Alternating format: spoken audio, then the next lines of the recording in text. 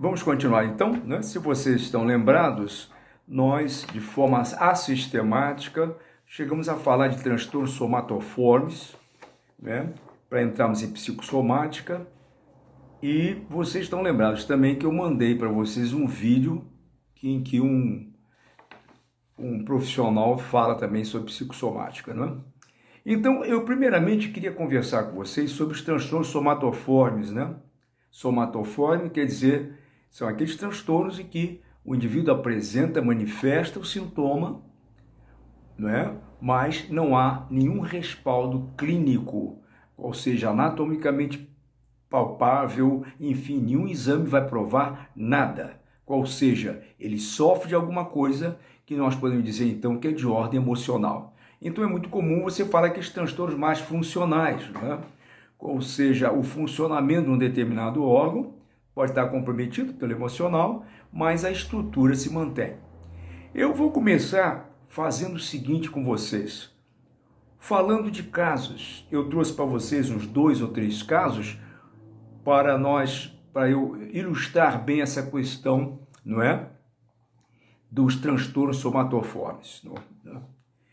E depois eu vou desenvolver as outras características, não diríamos características, melhor dizendo o seguinte, existe transtorno somatoforme, não somente a somatização, melhor dizendo. Os exemplos que estarão aqui é muito mais de somatização. Tá? A somatização, então, nós já sabemos que é um transtorno somatoforme. Sendo transtorno somatoforme, já sabemos que é algo que é de ordem emocional, em que o sintoma se apresenta, mas não há nada, nenhum dado, como mostrei a vocês, nenhum exame vai comprovar nada. Então, eu trago aqui para vocês um caso de um paciente, ele com 52 anos, né? Ele é técnico em petróleo e trabalhava embarcado em plataformas da Petrobras. E ele tem um quadro muito interessante, não é, que vale a pena a gente apresentar aqui. Ele tinha fortes dores na região cardíaca, né? E nada foi detectado organicamente. Ele persistiu indo a centros cardiológicos, meteu-se até mesmo, se eu não me engano, deixe-me ver aqui para eu não cometer nenhum erro. Se eu não me engano, ele chegou a submeter a cateterismo, uma coisa assim. Não está aqui na anotação, porque eu peguei o caso assim, em geral. Mas vocês vejam bem que ele é encaminhado, então, para um serviço de psicologia, né? O caso dele não é de um caso para cardiologista, embora ele persistisse que tivesse sofrido do coração. Ele tinha um histórico muito interessante, né? em termos de cardiologia, em termos de contexto cardiológico. O pai dele morreu de um infarto agudo do miocárdio. O tio dele um tio dele muito ligado a ele, irmão do pai. Parece que o avô dele também teve um grave acidente vascular. Em suma, esse irmão do pai, tio dele, um tio muito próximo dele, faz 2 pontes de safena. E o irmão dele mais velho tinha um problema de hipertensão extremamente sério. Então ele achava que aquela dor que ele sentia exatamente ali, como dizia vocês, na região cardíaca, era um infarto iminente. Né? Então ele conta essa história, então ele disse assim, meu pai, meu tio, meu irmão, todo mundo aí parece cardiopata, coronariopata, então eu vou morrer também. Então ele tinha pavor à morte. O casamento dele sofreu um momento muito difícil, porque ele, quando ficava embarcado, ele deixava no Rio de Janeiro a mulher dele sozinha. E a mulher dele era uma mulher muito dinâmica, muito socializada, e saía muito com as amigas. E ele achava que ela, na falta dele, podia se apaixonar por alguém. Então voltava, quando ele desembarcava, fazia cenas de ciúme. Enfim, o casamento ficou extremamente atribulado. E mais ainda, eu acho que eu coloquei bem isso, né? O casamento. Então, aí o que ocorre? Vem a licença médica. Né? Ele está em terapia, mas agora sai a licença médica. Ele recebe uma licença médica, se não me engano, de 30 dias, renovável, se fosse possível. Parece mentira. Ele volta para casa, fica ao lado da mulher dele, que ele tanto tinha ciúme, né? Da ausência dele, ela traiu. tudo dele fica curado. Ele não sente mais dor, ele não sente mais nada, não sente mais temor.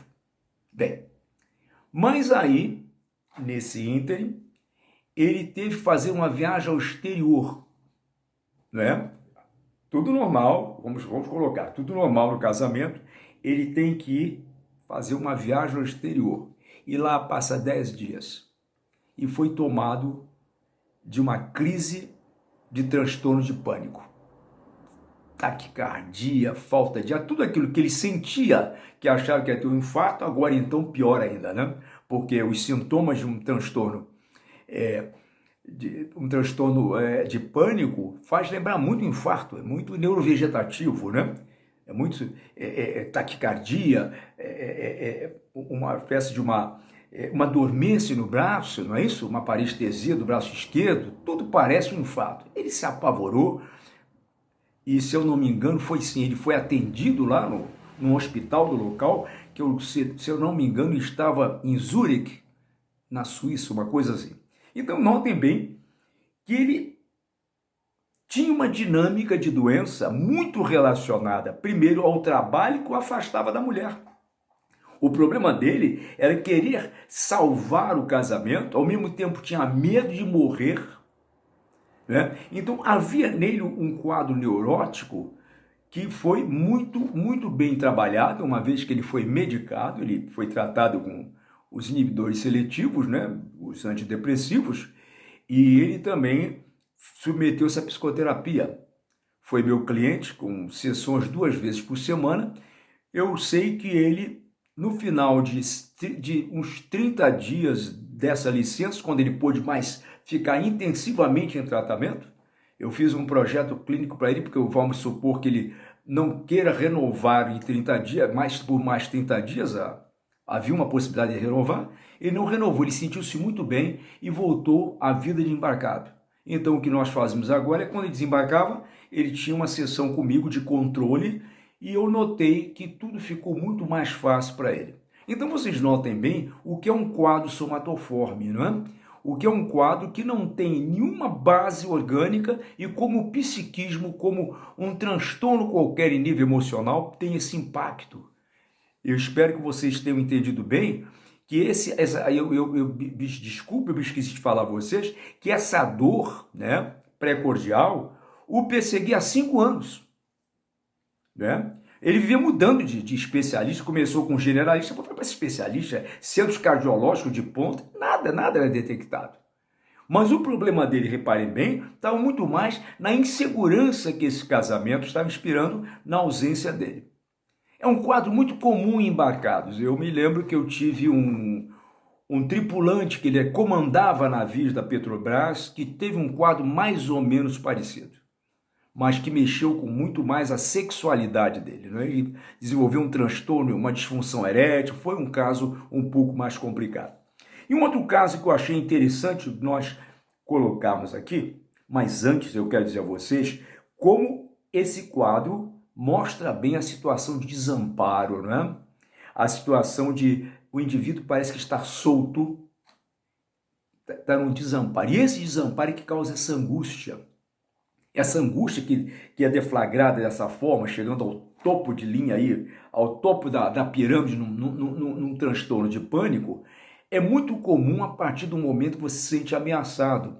No vídeo anterior eu mostrava a vocês isso, né? Como de repente nós estamos diante de um fato real, é a angústia diante de um dado de realidade, né? No caso aí, como falamos aí do corona, né? Agora nós estamos falando aqui o dado de realidade, praticamente a traição da mulher, creio que não havia, né? Então, mas o dado de realidade dele era o trabalho, né? Era a condição de trabalho de ficar 15 dias embarcados, né?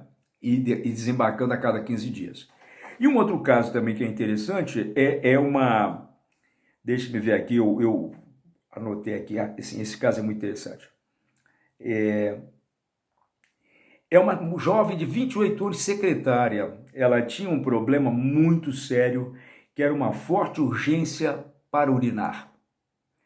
Eu achei extremamente interessante que ela antes de mais nada, consultou um clínico médico e o clínico disse, não, você vai a um urologista, tal. O urologista fez lá toda a avaliação possível e ela não apresentava nada. Não apresentou nada em termos urinários.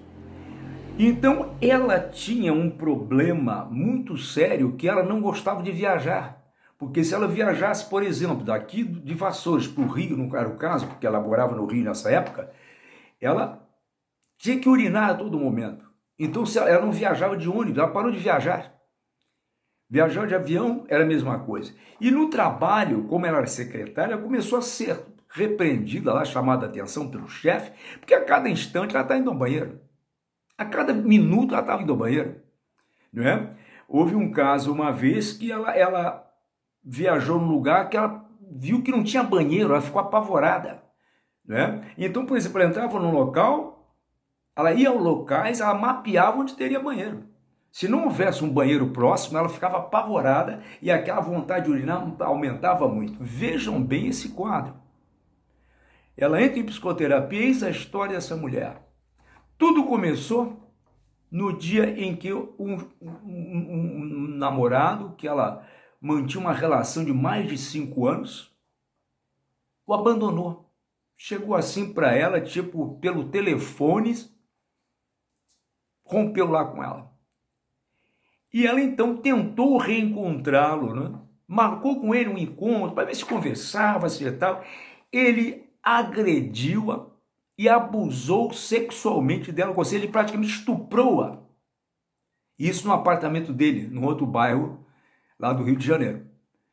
Então, notem bem que no momento que houve primeiro, a ruptura, né, do noivado, do namoro, em seguida, a pancadaria, essa mulher passou a desenvolver esse quadro de urgência urinária. Espero que vocês tenham entendido bem e nós vamos passar adiante. Aguarde um momento.